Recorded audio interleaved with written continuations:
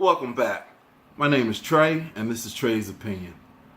You can find me on Facebook at Trey's Opinion or on my YouTube channel at Trey's Opinion.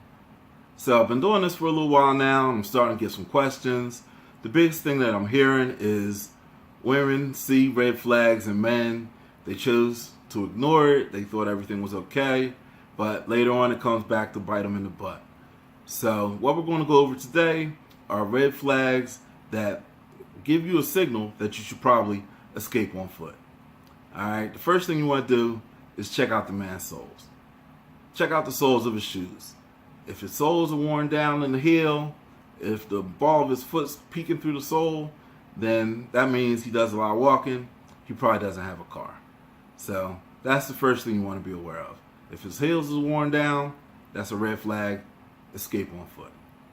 The next thing we're going to discuss is if you go out on a date with a man and you start to discuss your past, prior boyfriends, prior husbands, things like that, and he seems really insecure about it, then you probably want to run.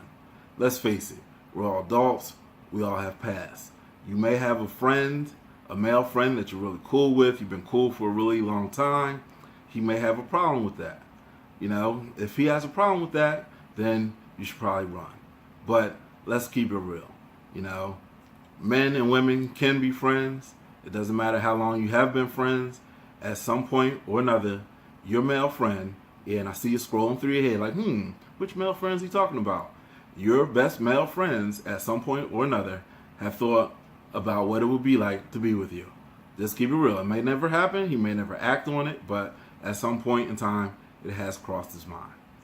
Alright, so the next thing, if you're going out with a guy and you go out a few times and he gets really possessive, he's like claiming relationship status, you haven't discussed it, he's calling you really frequently, he wants to know where you're at all times, he's giving you deadlines on when to call, and if you don't call by a specific time, that's a red flag. You should probably escape on foot. Alright? If you do get to the point where you are able to make it back to his house and you see hair in the carpet, hair on the bathroom floor, hair in the sheets, earrings, extra toothbrush, peek all the way back in the closet, you might see a pair of shoes, whatever. If you see any of those things, it's a red flag. If you go back to his house and you see roaches, that's a major issue. You probably want to escape on foot. Go buy some black flag. Alright? So, the next thing, if a guy is over your house for an extended period of time and his phone does not ring, he's either the most unpopular guy in the world or he has his phone on silent. Let's be real. If a guy spends the night over your house and his phone doesn't ring at all for a 12, 18-hour period or however long it is, then the phone is on silent. The other thing, and if his phone's on silent, he probably has something to hide.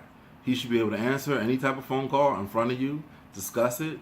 If it's an ex, he should be able to squash it in front of you, whatever. You know what I'm saying? If you're in that point where you're establishing a relationship, he should be able to answer any phone call in front of you.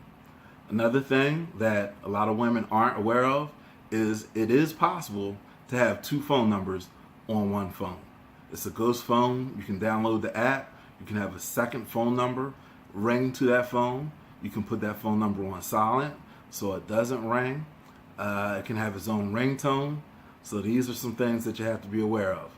Something else you should be aware of are patterns. If you see a guy 6 days a week, or you see him every Friday, or you see him whatever, if he breaks that pattern, all of a sudden he comes up with an illness or makes an excuse as to why he can't see you, then most likely there's something going on. When you see a break in the pattern, run, bitch. Run for your life. Go get some help.